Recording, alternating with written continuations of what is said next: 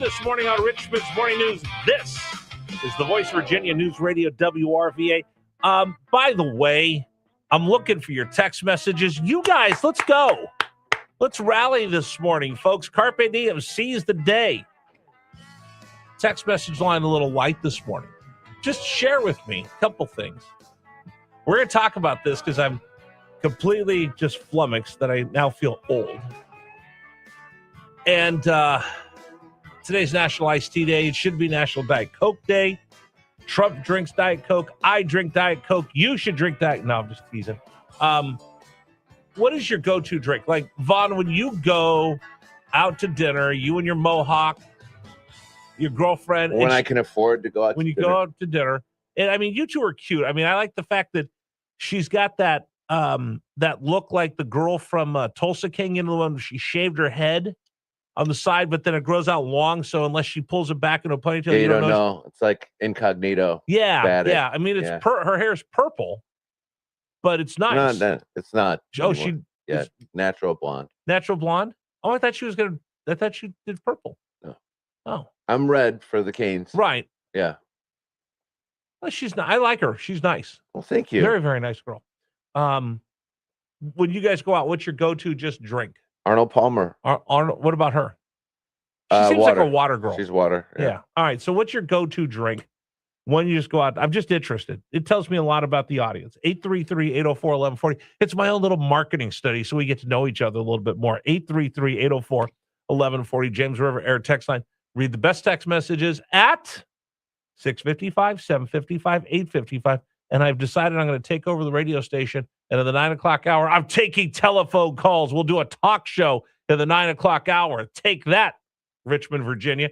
Your days just got better. 833-804-1140, James River Air text line. Okay, I do want to talk about something else on the program today. I do need to bring this up.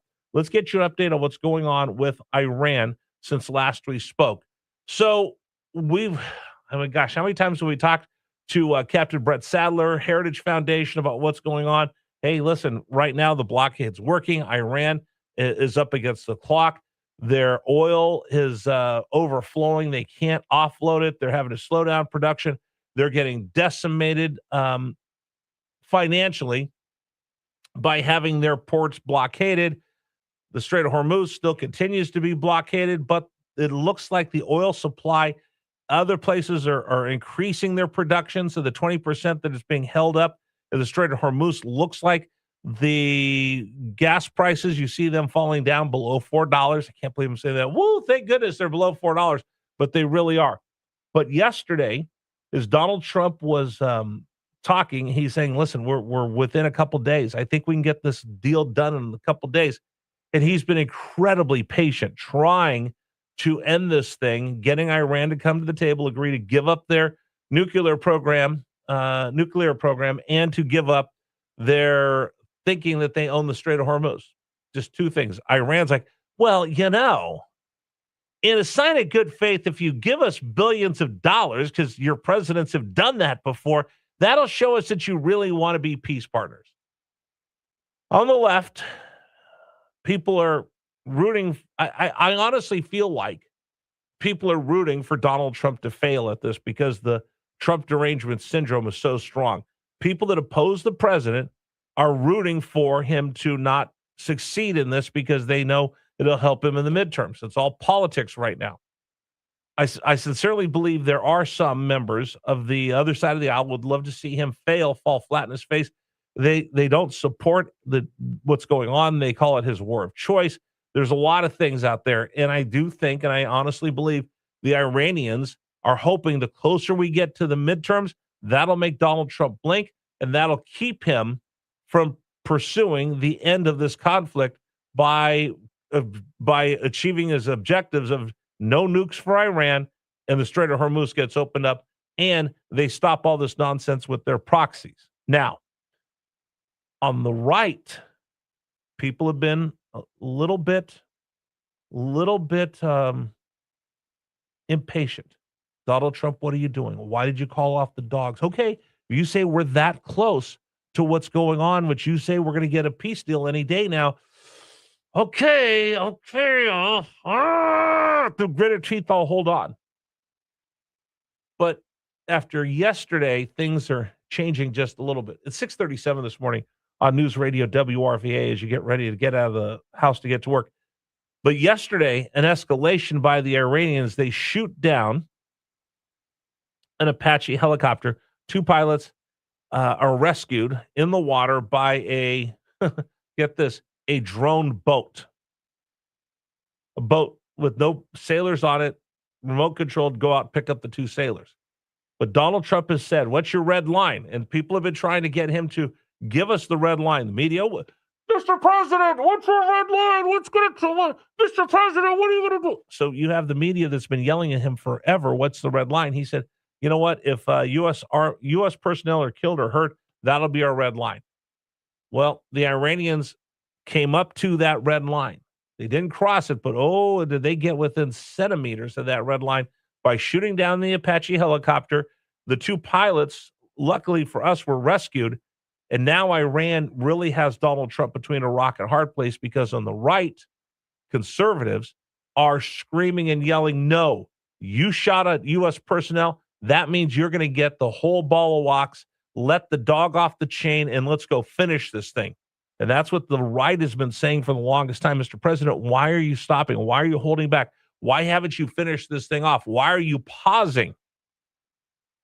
I'll be candid with you. The more research and the more inside politics I get, I do think Donald Trump, and this is my opinion, I do think that Donald Trump, in his heart of hearts, does care about whether people live and die in these wars. That's why he said he's wanted to stop this fighting in Iran, in Ukraine, because he doesn't want to see all these people talk about. He's the only one on the national stage and the world stage that talks about the meat grinder of this ridiculous war that Putin can't win. And he continues to do that Russian doctorate, which he just keeps throwing troops at them time after time after time, wave after wave. And they just become pawns in this bigger fight for Putin. He's tried to stop these. The fentanyl, he goes, I'm tired of this fentanyl coming and killing Americans. I'm going to do something about it. Venezuela, their leader, who's a big part of that cartel pipeline of cocaine that the profits are used to buy the precursors, fentanyl. Fentanyl comes back in the States. They make a profit of that, buy more cocaine. He put a big crimp in that. Close the border. He's actually trying to do these things. Now, his opponents don't like any of it because they don't like him, but that's some of the things I'm saying. But right now, he's trying everything he can to stop the fighting. He doesn't want any more bloodshed. But he's painted himself into a corner. He's between a rock and hard place because on the left, they are not going to root for him to win. They are not going to help him get an off-ramp. They're not going to help him one iota to try to succeed in what's going on in Iran. And on the right, they've been very, very, very patient. And yesterday I watched Mark Thiessen his head almost exploded on Fox News right after it became apparent that they were going to that they rescued the two pilots. He was like, why are you stopping? Let's go finish this thing off. And you have military expert after military expert after military expert that are saying you've got to finish this thing off, Mr. President. You can't just keep going on like this. Are the Iranians really going to play honest with you? Every time you turn around, you've had this negotiation with them, sir. And every time they've come back with ridiculous ideas like we want reparation, we want you to unfreeze all of our assets, we'll talk about our nukes, I don't know, in a couple years, we're going to control the Strait of Hormuz. They haven't moved one iota. And the other thing is, who's really calling the shots? Is it the IRGC, the Islamic Republican Guard? Or is it the Ayatollah that we haven't seen? Or is it something else, some other body that's controlling everything? So right now, Donald Trump, it's getting to be that moment where he's getting to that line. He's got to decide, do we still continue to negotiate with people that, I'll be honest, does it look like they want to negotiate with you when they're shooting down an Apache helicopter? Does it really look like they're interested in coming to the negotiation table? Do you really have any leverage over the top of them? And then you see what they put out yesterday. You need to leave our area right now. You cannot do this. You've seen what happens to other countries. That's a threat to the United States of America. You shot at U.S. troops. You shot your missiles and drones towards Bahrain, which happens to be the home of the U.S. fleet that's in the Middle East. You're attacking our troops and our bases And Donald Trump had a proportional response yesterday. 20 different sites were hit by fighter jets, trying not to escalate this thing. But as Iran continues to poke and prod and try to get this thing over one way or the other by forcing Donald Trump's hand to capitulate to their ridiculous ideas. Again, remember, you got two different cultures out there, and I just don't see how you're going to land this plane if you're the president with headwinds, tailwinds, and winds that are spinning you in circles right now. He's up against he's put himself in a really tough spot, trying his very, very best to negotiate this thing, thinking that a couple things, that Iran was going to come to their senses and go, we can't keep taking on this. Look at all this damage they've sunk our Navy. They've destroyed our Air Force. They've taken out 80% of our missiles, and the rest we had to bury so they couldn't find them. And yet they still continue to fight. And this is the thing I said from day one. Who will come out on top when all this is over in Tehran? Will it be the dead enders, the IRGC, the mullahs, and the Ayatollah, or will someone come up and replace them?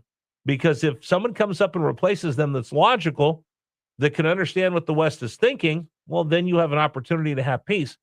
If you have dead enders that are so theocratic and such fundamentalists, then you're going to keep banging your head against the wall, and they'll keep coming up with these ridiculous ideas and thoughts and their own perception of reality. And that's what Donald Trump's facing today.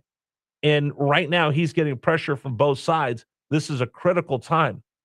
Either you re-engage and finish this, or the longer and longer and longer it's going to cost him politically. But quite honestly, I could care less about the political side of it, because we're talking about our men and women in uniform being in harm's way. But that does come into this, because it comes into the morale of whether the country is going to stand with you or not. But right now, the president is up against it, and the clock's ticking, and you're starting to see the right and the left both squeeze him. Remember, he is a transactionalist. He is not an ideologue. He is not a conservative, hardcore Reagan. He is a populist, that he saw what people wanted, and he sees the direction the country is going, and he's going to push it back the other way. But he's also a transactionalist. He will, like a businessman, have a transaction with the Iranians. We'll do this if you do that. He's not going to be a hardcore ideologue where we're going to stamp out this Iranian regime and we're going to stamp out their proxies. He's looking to find a different way to come up with a solution that's been around for almost 50 years. And right now, this is why no other president has wanted to touch this. This is why Donald Trump is, I think in my mind, it's pretty critical the next 48 hours he figure out what direction we're gonna go and let the rest of the world know. If you would like to comment, I'd love to hear what you have to say. 833-804-1140. But last night, the U.S. 20 different airstrikes back on Iran. Iran continues to keep pushing, prodding. They shot towards Bahrain, where our fleet is, and we'll see what happens. But right now, it's a critical time for the president. That's kind of your update of what's going on last night in Iran. You want to comment? 833-804-1140 is the number for you to join us. All right, text messages. We'll read them. Coming up at 6:55, 7:55, 8:55. Telephone calls in the 9 o'clock hour this morning on Richmond's Morning News. Today's show is brought to you in part by Men's Wellness Center. You know, they've helped thousands of men across Virginia for nearly a decade, with locations in Glen Allen, Virginia Beach, Newport News. Guys, I've just been talking about this today. Are you starting to feel old? Are you starting to feel run down? Are you starting to feel like, I don't even know what's going on? Like on the weekend, what do you want to do? You want to go to Virginia Beach? You want to go to Charlottesville? You want to sit on the couch just because you're tired and run down? It happens once you hit that age of 40, but you don't have to sit there and become a couch potato. You could do something about it. That's what I did. I called Men's Wellness Center, 1-800-410-3577, 1-800-410-3577. Sat down with a doctor. They checked my testosterone levels, said, Rich, it's okay, but we could do better. And they did. I feel great. You can as well. Here's their number, 1-800-410-3577. Mention my name, Rich Herrera, and that free visit will be yours, including the consultation and the lab work. Here's their number, 1-800-410-3577, or find out more at menswellnesscenter.com. You know, paying $70, $80, $90 a month to big wireless companies, AT&T, Verizon, T-Mobile for unlimited data, that is... I like